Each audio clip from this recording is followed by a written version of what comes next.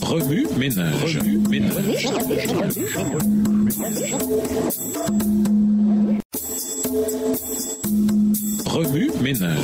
ménage.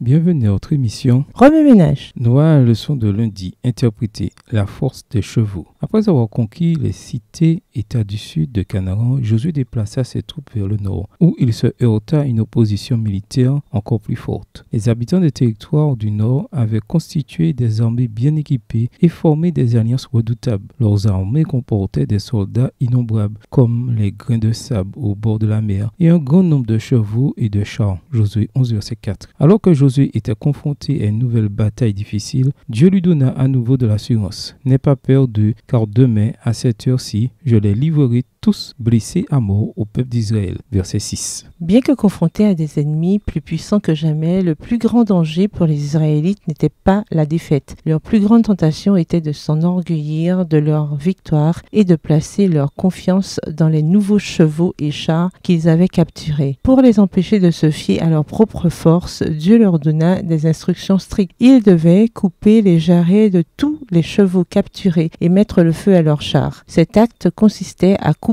le tendon principal à l'arrière de la jambe, de sorte que le cheval devenait infirme et du coup inapte au combat. Parfois, le meilleur moyen de résister à la tentation est de la supprimer ou d'en restreindre l'accès. Dieu savait que l'acquisition de grandes quantités de chevaux et de chars prêts au combat n'était pas ce dont les Israélites avaient besoin. Ici, il n'était pas vraiment question de chevaux ou de chars, mais plutôt de savoir vers qui Israël se tournerait pour trouver sa force. Alors que toutes les nations environnantes plaçaient leur foi dans leur puissance militaire, les Israélites, eux, devaient démontrer que leur foi reposait sur autre chose. Le psalmiste l'a exprimé avec justesse. Les uns comptent sur leurs chars de guerre, d'autres sur leurs chevaux. Nous faisons appel au Seigneur notre Dieu. Psaume 20, verset 8. Dieu veut donner à son peuple un autre type de victoire. Il veut faire quelque chose de tout à fait inattendu pour son peuple. D'un point de vue humain, le fait de couper les jarrets des chevaux et de brûler les chars était une chose très illogique à faire. Aucun général militaire saint d'esprit ne refuserait de tels gains stratégiques. Cependant, Dieu joue selon un ensemble de règles différentes. Son peuple fait parfois des choses radicales qui ne peuvent s'expliquer que par sa confiance en Dieu et en ses plans. Aujourd'hui, le monde a beaucoup d'attentes sur ce que devrait être le succès et sur la façon dont une personne devrait poursuivre sa carrière. Est-il possible que Dieu cherche